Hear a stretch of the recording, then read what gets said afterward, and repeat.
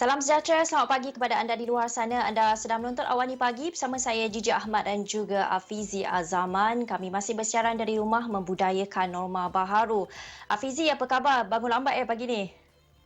Ya, nampaknya begitulah Gigi, saya terlepas. Tapi tak apa, segala persiapan berkenaan dengan berita yang perlu anda semua ketahui telah pun kami siapkan di Awani Pagi ini untuk kita sama-sama melihat, mengkaji, bercerita, berbincang dan juga memberikan pandangan-pandangan tersendiri bersama dengan rakan dan juga keluarga mereka sebelum kita memulakan hari ini Gigi. Jadi semalam kalau Ya. sejarah yang pertama diciptakan di era pandemik COVID-19 ini berkenaan dengan vaksin COVID-19, hari ini satu Mm-mm. lagi sejarah berlaku ketika mana calon SPM 2020 mengambil peperiksaan di era pandemik COVID-19 ini, Gigi.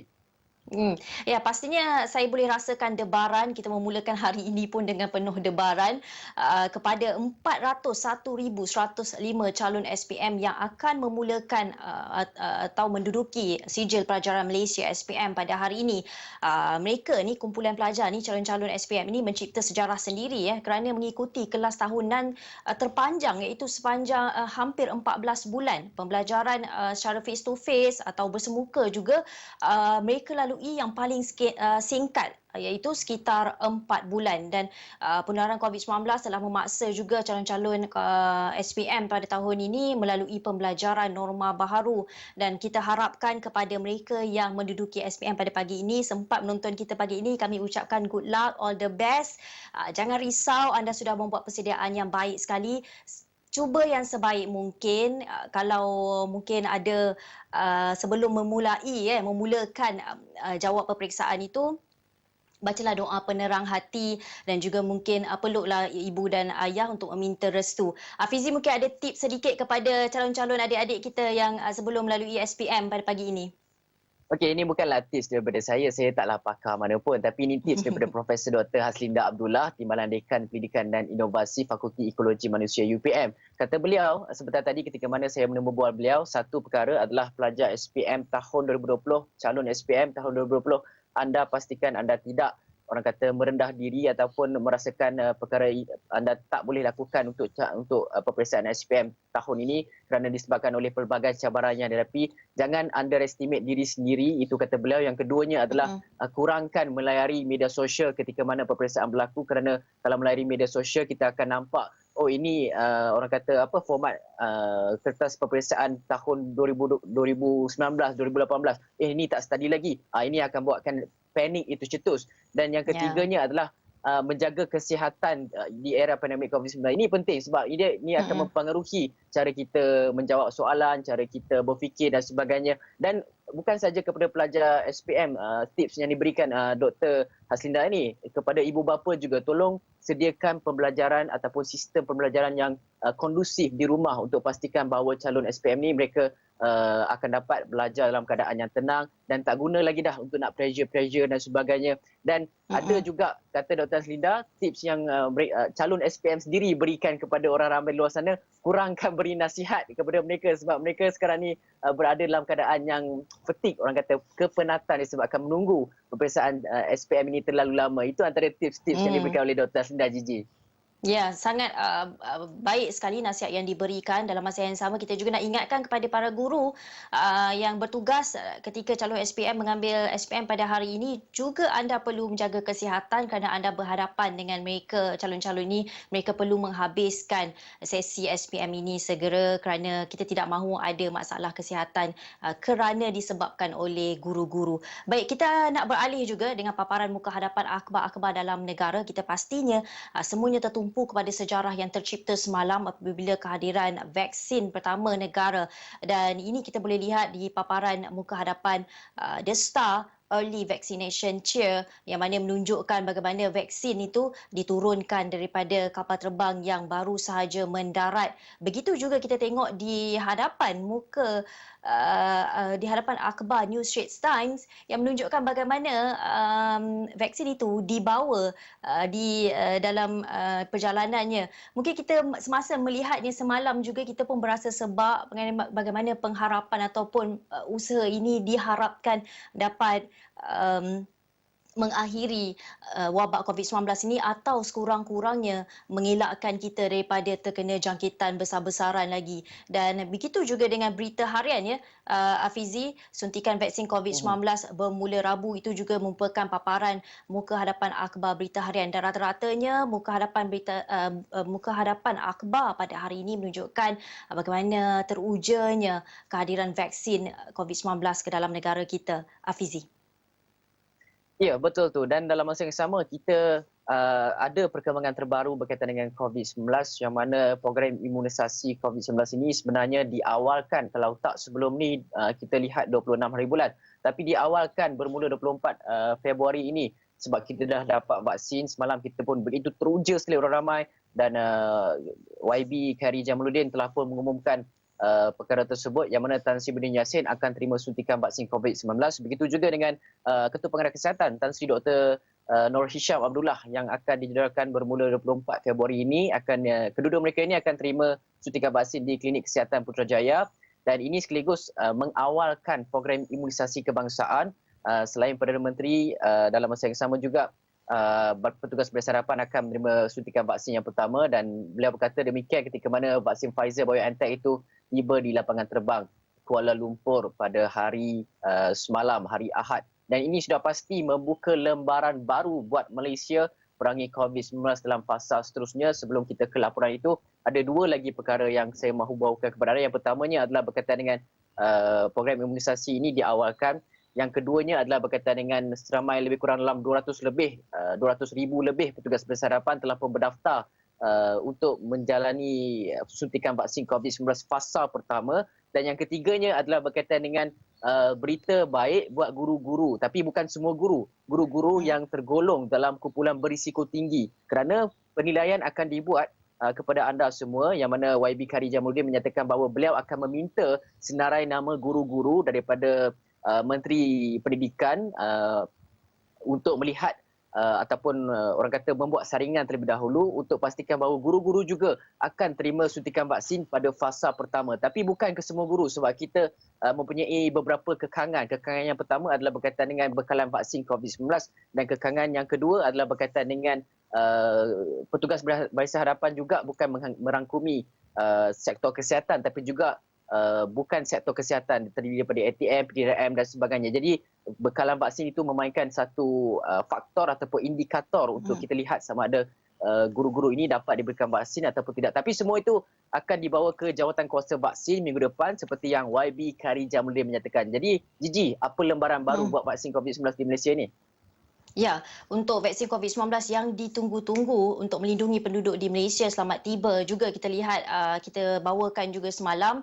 Dan kalau kita tengok apa berita yang kami bawakan juga, antara lain ialah kerajaan mencadangkan keluar pasport vaksin untuk menerima vaksin. Itu yang dikatakan oleh Menteri Kesihatan sendiri, Datuk Seri Dr. Adham Baba, yang mengatakan bahawa kerajaan bercadang untuk mengeluarkan pasport vaksin kepada individu yang sudah menerima vaksin COVID-19.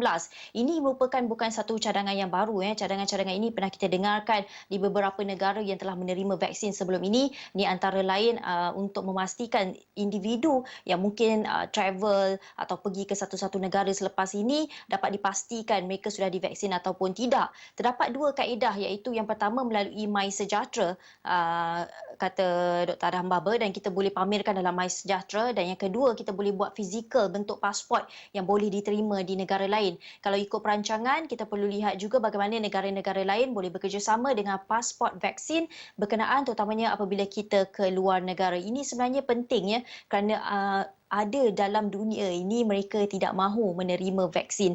Jadi perlu kepada mereka yang menerima vaksin memaparkan bukti bahawa telah diterima, telah menerima suntikan 2 dos berkenaan. Setelah itu barulah mungkin travel bubble ataupun perancangan seterusnya boleh dilakukan ke atas penerima-penerima vaksin ini untuk meneruskan kehidupan seperti biasa.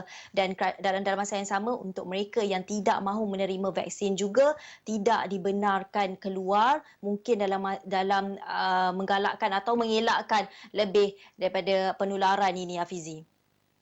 Ya, tapi dalam ketika mana kita gairah menerima vaksin COVID-19 dan merangka polisi-polisi baru melihat kepada pasport vaksin ini sebenarnya ada negara-negara lain di luar sana itu yang bimbang sekiranya uh, pasport vaksin itu dikuatkuasakan di seluruh dunia, dan kita perlu melakukan polisi ini secara berhati-hati kerana kita tidak mahu menyebabkan sebarang diskriminasi ataupun prejudis terhadap mereka yang tidak mengambil vaksin COVID-19 ini. Ini yang dibimbangkan di negara-negara maju seperti di Jepun dan sebagainya untuk melihat kepada perkembangan vaksin pasport ini. Betul dia penting dan sebagainya, tapi perangkaan polisinya perlu dibuat dengan berhati-hati supaya tidak berlaku diskriminasi, tidak berlaku prejudis kepada mereka yang tidak mengambil vaksin COVID-19 ini dengan secara ketara ataupun akan melibatkan orang kata kalau ia berlaku ini akan mengakibatkan lebih ramai mereka ini bimbang dan juga takut untuk tampil ke depan mengambil vaksin COVID-19. Jadi ini antara perkara-perkara yang perlu dipertimbangkan ketika mana pasport vaksin COVID-19 ini mungkin akan dirangka dan juga diwajibkan di seluruh negara ini.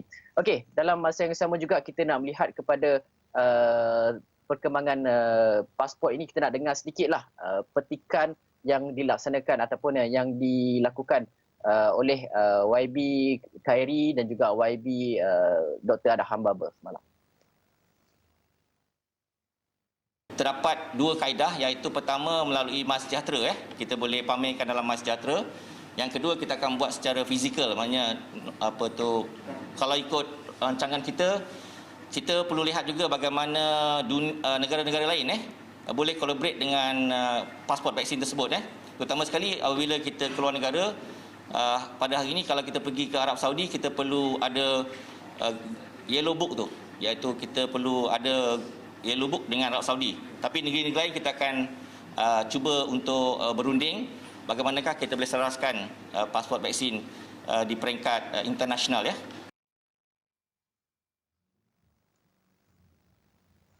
Ya, itu yang apa dikatakan oleh Dr. Adham Baba Afizi mengenai pasport vaksin itu sendiri, dan anda boleh saksikan juga visual itu. Itulah keadaan ketika mana vaksin Pfizer-BioNTech itu tiba dalam Malaysia, dalam negara kita semalam, Afizi.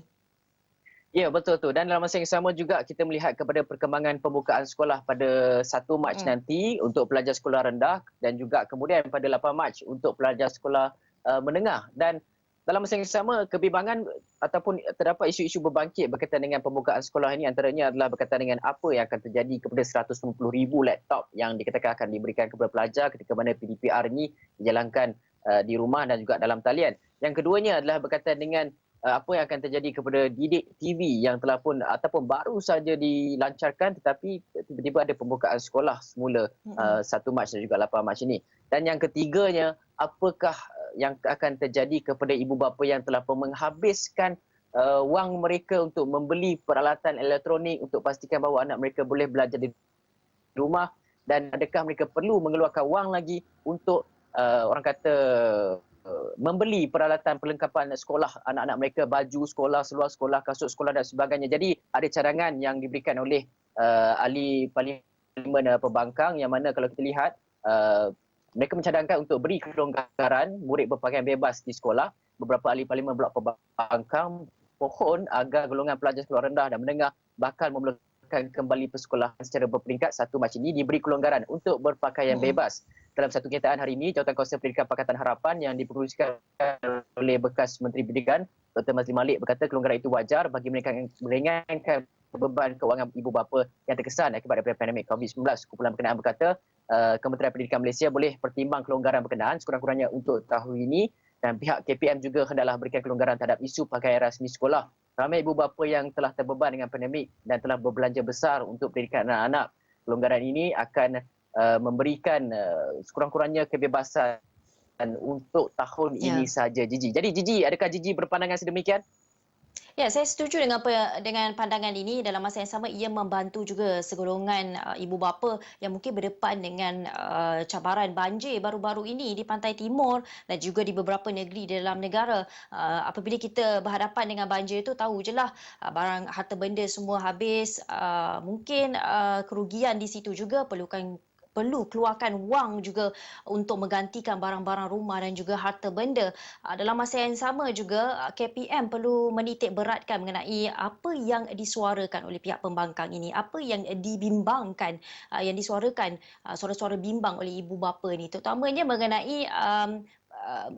pembelanjaan mereka ke atas gadget dan juga peranti. Dalam masa yang sama juga didik TV. Bagaimana kedua-dua perkara ini boleh disatukan? Mungkin KPM ataupun Dr. Azizudin juga boleh memberikan satu feedback juga mengenai perkara ini. Adakah akan diselaraskan pembelajaran secara digital dan juga pembelajaran secara bersemuka, memandangkan modal telah dikeluarkan oleh ibu bapa ke atas peranti dan gadget untuk pembelajaran digital. Rupa-rupanya buka pula sekolah pada 8 Mac ini. Jadi perkara-perkara ini perlu diberi kenyataan oleh Kementerian Pendidikan Malaysia sendiri, diberi respon oleh KPM sendiri, kerana ramai juga menyuarakan banyak kebimbangan, menyuarakan banyak cadangan. Ini perlu diberi feedback, perlu diberikan segera, saya kira. Baik, saya fikir kita perlu berhenti berehat seketika. Kembali selepas ini kita akan bawakan banyak berita, terutamanya berita politik, tapi berhenti berehat, kita kembali selepas ini.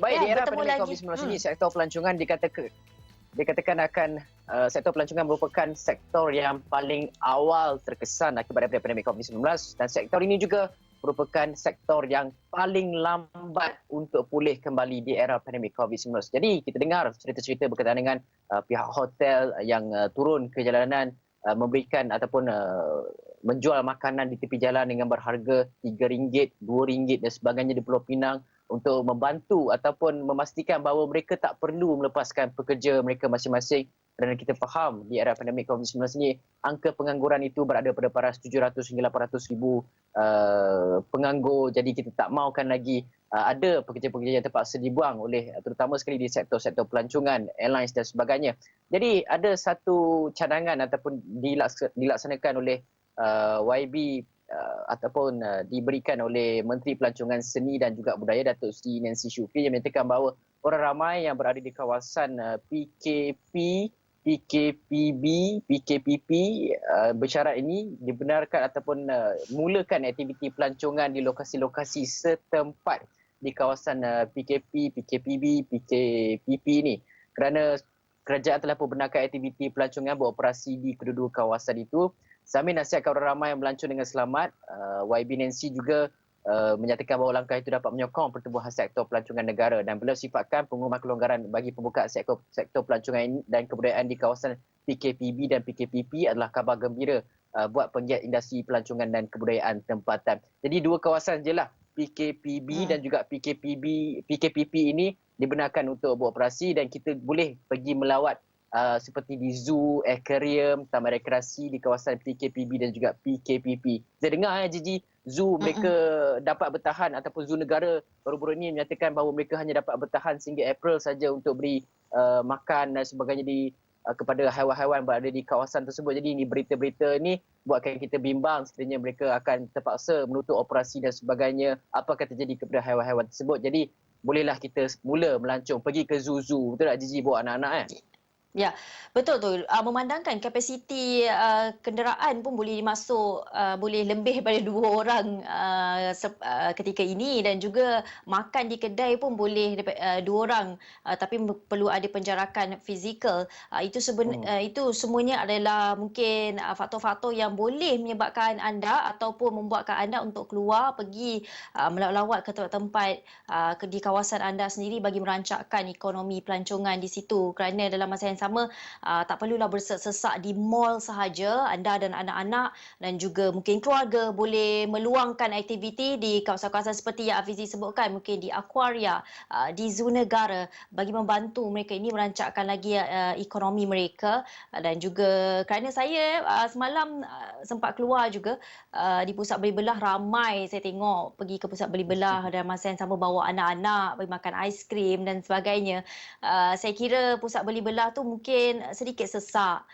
Bolehlah ibu bapa mungkin timbangkan untuk pergi ke tempat-tempat lain untuk menghiburkan hati keluarga, bukan hanya di pusat beli belah, Fizi. Ya, betul tu. Tapi Gigi, berita seterusnya ini membuatkan hati saya tak sangat terhibur, disebabkan oleh gejala rasuah ataupun kaunter hadapan Jabatan Pengangkutan Jalan JPJ dikenal pasti antara yang mudah terdedah kepada aktiviti jenayah terutama membabitkan rasuah, penyelewengan dan juga salah guna kuasa, dan isu paling kerap berlaku ialah perbuatan salah guna kuasa oleh kaki tangan dengan menceroboh sistem JPJ. Susulan maklumat tersebut, SPRM Johor telah tahan 7 petugas kaunter JPJ negeri itu pada Ahad bagi membantu siasatan berhubung urusan cukai jalan lesen kenderaan motor LKM melibatkan lebih 1,000 jenis kenderaan bermotor. Dan menurut sumber, mereka ini terdiri daripada 5 lelaki dan 2 wanita berusia 27 hingga 42 tahun yang bertugas di JPJ Johor. Kesemua kaki tangan yang ditahan tersebut dipercayai telah memanipulasikan sistem MySikap bagi urusan cukai jalan LKM di mana jumlah keterisan kutipan cukai jalan JPJ Negeri Johor mencecah 3.1 juta dalam tempoh 6 bulan iaitu bermula Julai hingga Disember 2019. Dan Datuk Seri Azam Baki, Ketua Pesuruhjaya SPRM yang kini berada di Johor, menyatakan telah pun mengesahkan tangkapan tersebut. Katanya kesemua suspek akan dibawa ke Mahkamah Majistret Johor Bahru pada Isnin untuk hari ini untuk proses reman. Dan kes disiasat di bawah Seksyen 18 Akta SPRM 2009. Gigi, kenapa sebenarnya begitu masalah sekali kita lihat perkembangan rasuah dalam kalangan petugas JPJ kalau kita lihat tahun lalu ataupun 2 tahun lepas kalau tak salah saya petugas JPJ di Pulau Pinang mereka ini juga bersekongkol dengan sindiket yang orang kata apa lori yang membawa muatan yang lebih berat ini mereka ini dikatakan dibayar untuk melepaskan lori-lori yang membawa muatan lebih berat di Pulau Pinang sehingga mengakibatkan lebih kurang dalam 40 lebih anggota JPJ di Pulau Pinang itu ditahan kemudian dibawa ke muka pengadilan dan sebagainya. Tapi ini juga melibatkan JPJ, anggota penguatkuasa yang sepatutnya menjadi benteng keselamatan orang ramai. Mungkin kita boleh melihat kepada isu ini dengan lebih mendalam lagi, Gigi. Betul tu. Saya fikir SPRM sendiri perlu mengkaji mungkin ada sistem lama, sistem sedia ada dalam isu-isu rasuah ini dalam JPJ itu sendiri yang perlu dilihat semula, perlu dikaji semula kerana kita tidak boleh menafikan perkara-perkara ini wujud. Kita tahu benda ini wujud dalam mungkin sektor-sektor lain tetapi rasuah melibatkan petugas awam ataupun pekerja sektor awam ini bukan sesuatu yang baru. Perkara ini sudah pun berlarutan lamanya, mungkin puluh tahun. Perkara ini perlu dilihat dengan lebih teliti kerana kita perlukan petugas yang berintegriti agar tidak berlaku ketirisan kerana apa yang penting juga adalah seperti yang Afizi katakan benteng keselamatan negara itu sebenarnya yang kita nak jaga. Dalam masa yang sama kita nak bawakan perkembangan politik ya Afizi. Kita tahu ada mesyuarat tertinggi kerja tertinggi UMNO yang berlaku di Janda Baik dan ini antara respon yang diberikan. UMNO menafikan Majlis Kerja Tertinggi tolak bersatu dan PN. UMNO nafikan bahawa mesyuarat Majlis Kerja Tertinggi MKT membuat keputusan menolak kerjasama antara Parti Pribumi Bersatu Malaysia dan Perikatan Nasional PN pada pilihan raya umum akan datang. Ini yang dikatakan oleh Jabatan Komunikasi Strategik Penerangan UMNO dalam satu pernyataan pada Ahad. Laporan yang dibuat media mengenai penolakan kerjasama itu tidak betul dan Ibu Pejabat UMNO memandang serius dakwaan berkenaan. Dan katanya Ibu Pejabat memandang serius dan sebarang kenyataan mengenai keputusan MKT adalah tidak sahih melainkan ia datang dari kenyataan rasmi parti atau pimpinannya. Jadi mungkin mesyuarat Majlis Kerja Tertinggi MKT ini perlu berikan kenyataan segera kepada media kerana banyak spekulasi sebenarnya yang bermain ketika mesyuarat ini berlangsung di Janda Baik sana, Afizi. Ya, betul tu. Dan apa-apa pun kita perlu ingat teguran telah pun diberikan oleh Jabatan Agong Ustaz Abdullah Yatuddin Mustafa Belasyah kepada pemimpin politik untuk orang kata berhenti politik seketika di era pandemik dan fokus kepada keselamatan kebajikan rakyat ketika mana rakyat sangat memerlukan kepimpinan untuk bertoleransi dan membantu kita semua ini. Kita juga tergolonglah rakyat Gigi. Okey, Gigi, setakat itu saja di Awani Pagi yang dapat kami bawakan kepada anda. Banyak berita-berita lanjut yang anda boleh saksikan di astroawani.com dan juga buletin-buletin Awani seterusnya. Dan kepada pelajar calon SPM 2020, selamat maju jaya, Gigi. Ya, all the best, good luck, jangan panik dan apapun anda semua telah menjalankan yang terbaik dan berusaha dengan terbaik sepanjang 14 bulan sebelum SPM ini. Apapun dengan itu, sekian saja Awani Pagi. Saya Jijak Ahmad. Dan saya Hafizah Zaman. Assalamualaikum, salam sejahtera.